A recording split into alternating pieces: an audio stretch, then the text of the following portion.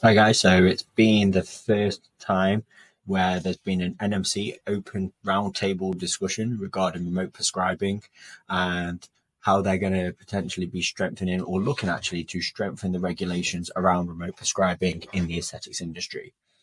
Um, and just to give you guys an update of what happened. So what happened is they had an introduction, they went through some slides about how after COVID, remote prescribing became much more common and actually is being used in the aesthetic industry. And their concerns are that there are abusive, ill use of remote prescribers in the industry, which we know happen. And we at Faces here have had that happen firsthand and had to be involved in it. Now, what they did is they broke us up into groups and they went through some of the talking points and discussions. But what was actually interesting when we were sat with people from other parts of the industry, some for remote prescribing, some against remote prescribing, some on about tighter regulation in general. But actually, what they were understanding of a remote prescription was that somebody would do a remote prescription and would not see or be in touch with the practitioner or prescriber. So it was purely just being signed off or just being visited or taking the word of the practitioner. To me, that isn't a remote prescription. That's the ill use and misuse of a prescription and a prescribing service on any platform or any pharmacy. So, what we were trying to understand or what we are trying to put across as a point is if we were to able to collect patient consent, medical records, and create an environment or a room where you could have the prescriber, the practitioner, and the patient communicating about the treatment as a consultation with consent and medical form to go through the risks and the rewards of the treatment, wouldn't that be a safe way to do a remote prescription? And not only that, we're able then to record that whole conversation, have it time stamped, and actually use it as a training opportunity and a way of assurance that the prescriber is making sure that they assess the patient correctly, ask and answer the right questions, and it's all recorded. Make sure that the practitioner is fully qualified and is able to perform and deliver the task based on the assessment that we've had previously with insurance, training certificates, and also being able to see this practitioner behave in place of best practice. This also, though, gives an opportunity to educate the patient in that scenario. Now, currently, that's not happening, or if it is happening, it can happen offline. And if it does happen offline, there's no way of knowing if that prescriber has actually done a proper assessment. There's no way of knowing that that practitioner is fully qualified, or if the people in that room are exactly who they say they are. So we were saying if a prescription was done in that sense, could we say that you could offer a safe remote prescribing based on certain guidelines? And we would like to eliminate the idea that if a prescriber does not have contact and see the patient, we do not believe that is a remote prescription. We believe that is misuse of prescribing rights and actually is irresponsible of the prescriber. It was quite interesting to see that unfold and trying to understand the different viewpoints. Um, and what came from there, which was really interesting from a Faces point of view and quite a proud moment, is Faces have 35,000 nurses on our platform out of the 130,000 people that are there. That accounts for nearly 5% of all nurses and midwives in the UK. So for me, that was like a great achievement. I was so proud to be Faces and so proud to have so many nurses use the Faces platform for their consent, for managing their bookings and their clinic management software.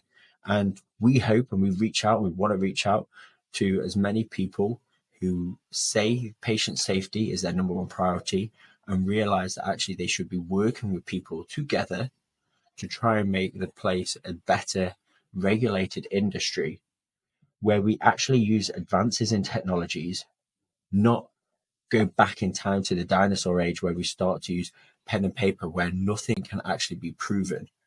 That was quite confusing for me when we could see that we've got all these people moving in advances, we have AI, we have all these technologies, and the NMC actually said at one point that they are not a technology company. I would actually like to say that's quite naive of the NMC, and they should and be looking to follow and move with the times. We live in a very technological era, and it's only advancing further and faster. Now, not being able to keep up with that is neglect from the NMC side, because what we should be doing is we should be using these advances to make patient safety even better, increase transparency, and manage the patient, the practitioner, the prescriber, and the pharmacies and the drugs that are dispensed all in one system with time stamped, with recorded evidence, and make sure that is always well encrypted. Because as they say in the nursing and in counseling, if you don't write it down, it never happened. But if we are writing it down, how are we 100% sure that we're writing down the information correct? Did you do a full assessment of this patient? Yes, I did a full assessment of the patient. Did you? Just because you wrote it down now, is that enough? What we're suggesting is that you should work within the parameters of consent medical form and have a room like a Google Meet or a Zoom where the patient and practitioners can all come together with the prescriber, have an in-depth assessment and consultation with the person who's going to be treated so that they are fully aware of the risks. And we then are 100% confident that we've done everything we can to make sure we're facilitated not only a safe prescription, but actually a safe treatment where we're able to follow the patient and the practitioner on their journey all the way up into their aftercare. That to me says we can create a very safe platform. So I plead anybody who is interested in this or wants to know more or is curious how they can get involved, reach out, contact Faces. We're happy to have meetings and get involved and show everybody our platform of what we currently do. We're aware that the GMC do not allow remote prescribing, and that's because of an issue that happened with a doctor who set up a call center and was just allowing phone call consultations that weren't even happening to basically make about 1 million or it was even £4 million worth of revenue. Lucky him, but unfortunately, that isn't a remote prescription. That is neglect to the prescribing service. And we must not fall into the same trap of being naive and go, well, that's what we do, because we're going to tie ourselves down with the wrong restriction and we're going to force people to do other means of creating the prescriptions that actually are not going to be safer or better for the public. It was a great talk. I was really glad that the NMC had everybody involved. And I think the next steps that they mentioned is they might be having a repeat one of these conversations to go through a couple more points, but they were going to reach out to members of the public to see what their understanding was of prescriptions and their toxins, or maybe people who are having this. And at Faces, we've got a database of 5 million people who've had these treatments, and we're here to offer our support to try and find out and also just share knowledge. That's what this is about. If you generally care about patient safety, it's about data, it's about history, and it's about what's happening. So anybody, perfect, brilliant, great opportunity, great day, and be interesting to see how this goes. And we'll probably have to follow a new set of guidelines in the near future. But yeah, that's everything from me. Thanks.